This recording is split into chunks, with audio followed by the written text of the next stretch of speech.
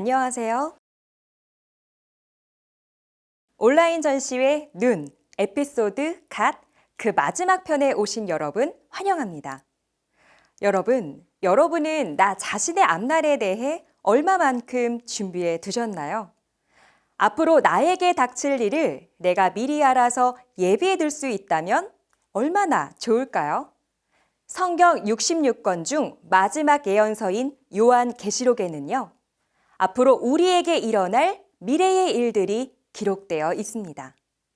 그 내용이 정말 궁금하시죠? 이번 전시회의 주제, 요한계시록입니다. 작품으로 만나볼까요?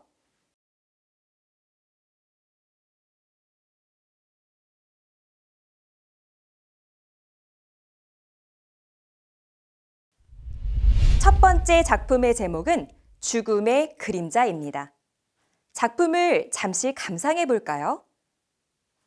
여기 사막 한복판에 앞이 보이지 않는 두 사람이 그늘에서 쉬고 있는 모습이죠. 그리고 한 사람은 뭔가 다급한 마음으로 위험을 알리면서 여기서 나가자고 하는 것 같은데요. 대체 무슨 상황인 걸까요? 사실 이 그늘의 실체는 코끼리였습니다. 그 자리에 있다간 성난 코끼리에 밟혀 죽을 위험이 있기 때문에 유일하게 눈을 뜬 한 사람이 거기에 있지 말고 나오자고 하는 건데요. 앞이 보이지 않는 사람들은 그 말을 믿지 않고 그저 그늘에 쉬고 있길 원하는 것 같습니다.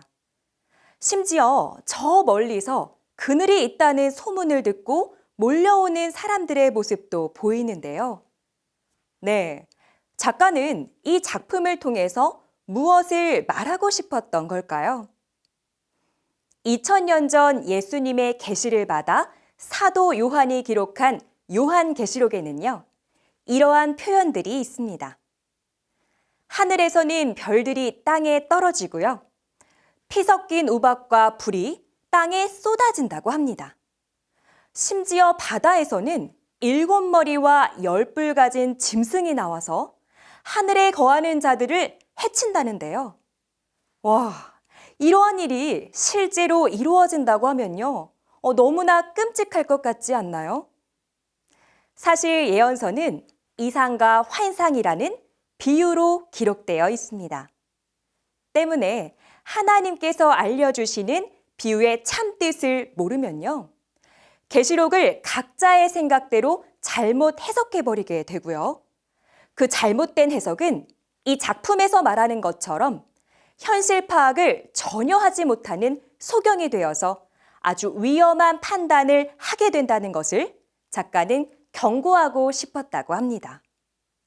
그렇다면 어떻게 해야 요한계시록에 기록된 그 비유의 참뜻을 알 수 있을까요? 다음 작품에서 알아보겠습니다. 요한계시록 첫 페이지에는요, 제일 먼저 계시가 전달되는 과정을 설명하고 있습니다. 하나님께서는 예수님께, 예수님은 천사에게, 천사는 요한에게, 그리고 그 요한은 종들에게 증거한다고 하는데요. 계시록의 참뜻을 알 수 있도록 전달되는 과정, 작품을 통해 좀 더 자세히 알아볼까요? 네, 이 작품의 제목은 생명의 길입니다. 작품의 상단을 보시면 하나님의 오른손에 책 한 권이 보이고 있죠? 이 책이 바로 7인과 비유로 봉해진 요한계시록입니다. 봉해졌기 때문에 그 뜻을 아무도 알 수 없는데요.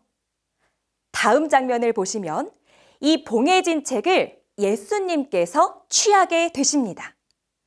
그리고 그 7의 인을 계시록 6장과 8장에서 하나씩 다 떼게 되시는데요. 한편 이렇게 예수님이 인을 떼서 계시록을 이루실 때 그 곁에서 계시록이 이루어지는 사건의 모든 것을 다 보고 들은 한 사람이 있게 됩니다.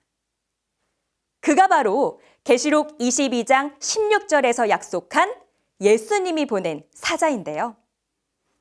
예수님은 열린 책의 말씀을 천사를 통해 그에게 받아먹게 하십니다. 천사로부터 계시의 말씀을 받아먹은 약속의 목자는요, 이 땅에서 유일하게 계시록의 말씀을 깨달은 자가 되는데요. 이후 계시록 12장에서 용의 무리인 짐승과 전쟁하게 됩니다. 이 전쟁에서 어떻게 될까요? 맞아요. 계시록 10장에서 받아먹은 그 증거의 말씀과 예수님의 피로 싸워서 이기게 됩니다. 이후 그는 사단에게 사로잡혀 있는 하나님의 백성들을 빼내기 위해서요, 계시록대로 이루어진 실상을 나팔 불어 알리게 되는데요.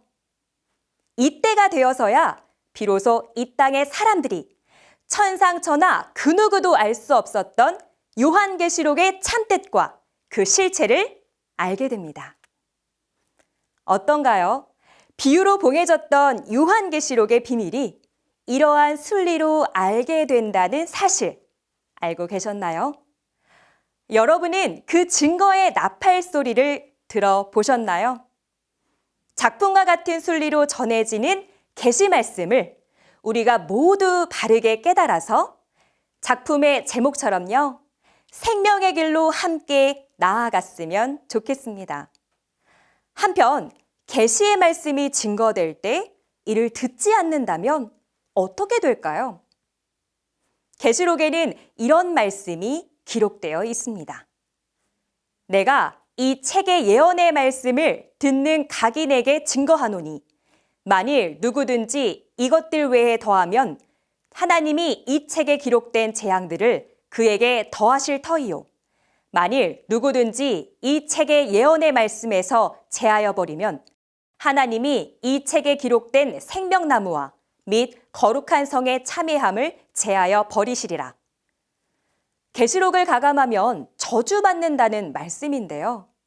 다음 작품은 계시록의 모든 예언이 이루어지는 마지막 때, 산자나 죽은 자나 물온대소하고 모든 사람이 받게 되는 심판을 그린 작품입니다. 이 작품의 제목은 백보자 심판입니다. 계시록 20장의 모습이 그대로 표현되어 있는데요. 작품을 자세히 들여다볼까요? 작품의 중앙 상단에는 흰옷을 입은 예수님과 제자들로 보이는 사람들이 앉아 있습니다. 세상이 새롭게 되어 하나님과 예수님이 영광의 보좌에 앉을 때 그 제자들도 12보좌에 앉아 심판할 권세를 받게 되는데요. 이 장면이 바로 그 모습을 표현한 것이라고 합니다. 작품 정중앙에는 자기 행위대로 심판받기 위해 호명을 기다리는 사람들의 모습이 보이고 있죠. 그 긴장된 모습이 여기까지 전해지는데요.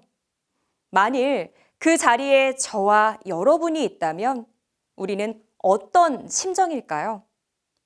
한편 작품 속 천국으로 가는 사람들은 기뻐서 춤을 추고 있고 지옥으로 끌려가는 사람들은 두려움에 떨고 있는 것 같습니다.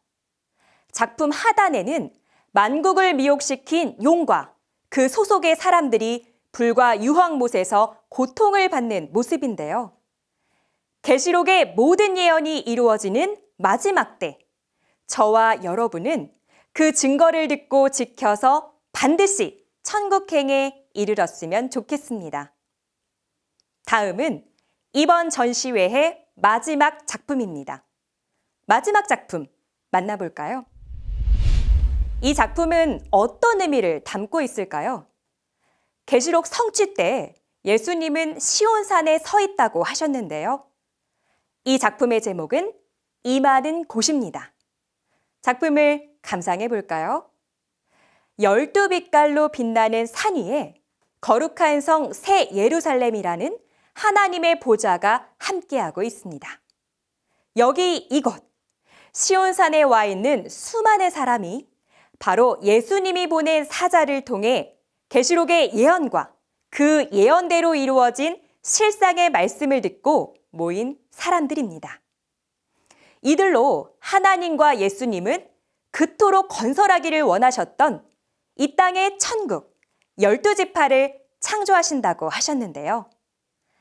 작가는 오늘날 증거되는 계시 실상의 말씀을 듣고 수료한 사람들의 모습에서 영감을 받아 이렇게 계시록 14장의 시온산을 나타내고 싶었다고 합니다. 작품에 표현된 것처럼 거룩한 성 새 예루살렘이 이 땅 시온산에 하루속히 임해왔으면 좋겠는데요. 그래서 인류가 그토록 소망하는 세계, 눈물, 고통, 사망 없는 하나님 통치의 세계가 되길 간절히 소망해 봅니다. 네, 요한계시록은 아담 범죄 이후 6천년간 사단에게 빼앗겼던 하나님의 나라를 되찾아 하나님 통치의 세계를 이루어가는 과정이 기록되어 있습니다. 해가 가장 가운데에 떠 있을 때를 영어로 눈이라고 하는데요. 저희 전시회 타이틀이기도 했었죠.